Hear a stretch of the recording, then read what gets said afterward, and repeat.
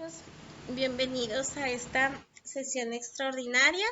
Empezamos un nuevo mes y pues ya nos falta poquito menos para terminar nuestro ciclo. Espero que estén muy bien ustedes y sus familias y vamos a comenzar.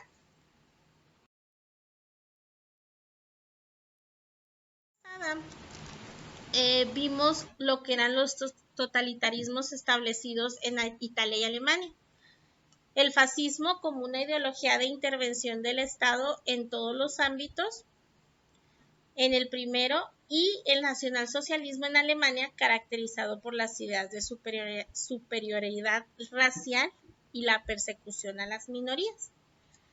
En esta sesión vamos a ver en qué consistió el estalinismo.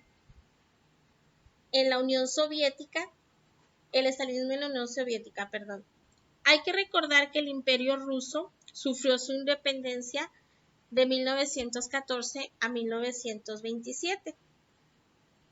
Este año, en 1927, se creó la URSS, quedando a la cabeza del gobierno y del Partido Comunista Stalin. Aquí tenemos creación de la URSS, Stalin. Este gobierno, Stalin, unificó en un partido el orden soviético y la organización del Estado, poniendo bajo la dirección de este único partido toda la actividad productiva. La actividad productiva es todo lo que se genera de productos que se puede recabar ¿cómo se dice? Que tiene retribuciones económicas. Eso es. Creó una policía secreta y reprimió a todo aquel que no se adhiriera a su régimen político, quedando las libertades individuales como la libertad de expresión sujeta al partido y a la dictadura. ¿Sí? Eso van a ser las características. Tanto Italia como Alemania tenían una visión de la política expansionista,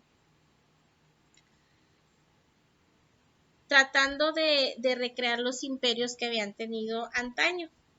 Aunado al resentimiento por la derrota en la Primera Guerra Mundial y los castigos impuestos en el Tratado de Versalles, la Sociedad de Naciones no pudo detener las campañas expansionistas que surgieron al interior de estos países.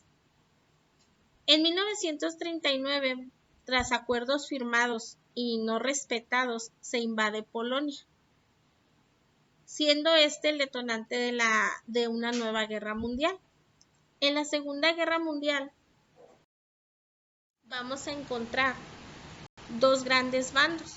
Por una parte va a estar el eje, conformado por Alemania, Italia y Japón, también conocido como el eje Berlín-Roma-Tokio.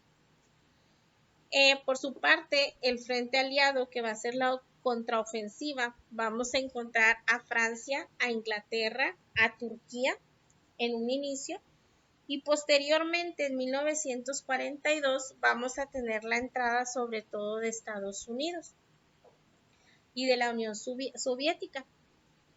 Estados Unidos junto con Inglaterra van a organizar lo que se conoce como el desembarco en Normandía.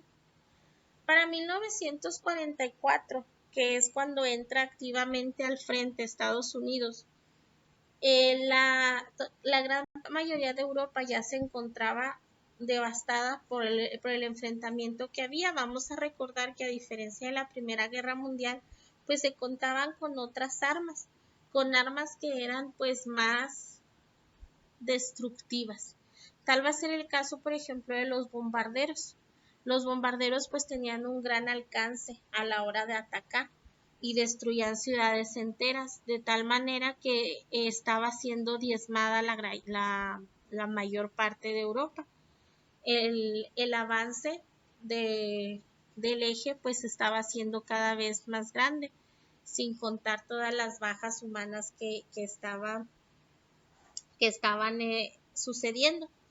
En 1941 se dio un pacto entre Alemania y la URSS que para el cese a las armas, o sea, para que no hubiera agresión, ya que En este invierno ruso, como se le conoce, se abrió un frente oriental en Europa y la Unión Soviética se unió a los aliados debido a que Alemania estaba tratando de invadir a la URSS. Entonces ya su expansionismo estaba siendo más radical, estaban tratando de llegar a otros lugares. De esta manera es como la URSS decide en 1941 unirse a los aliados. Por su parte, todos sabemos que en diciembre de 1941 es cuando se da el conocido ataque a Pearl Harbor. Esta es una base militar en Hawái de los estadounidenses. Japón manda un ataque a esta base militar y es cuando Estados Unidos declara la guerra al mes siguiente, que ya es en 1942. Entra la guerra del lado de los aliados de Estados Unidos y los aliados adquieren dos grandes apoyos, que va a ser el de la URSS y Estados Unidos. Después de mucho tiempo luchando Francia, Inglaterra y Turquía, pues van a tener el apoyo de estas dos naciones. Estados Unidos, vamos a recordar que tras la Primera Guerra Mundial, pues empieza a tener cierto poderío político y económico. Entonces, pues va a ser importante la entrada de este país. Como les mencionaba ahorita, lo que va a llevar a el término de esta guerra, pues va a ser sobre todo esta acción del desembarco en Normandía, que es una invasión totalmente a lo que eran los territorios que tenían ocupados los países del eje y los hacen retroceder. De tal manera que los aliados empiezan a tomar territorio, empiezan a avanzar de tal manera que toman Berlín y cuando toman Berlín, pues Alemania se ve en la necesidad de rendirse.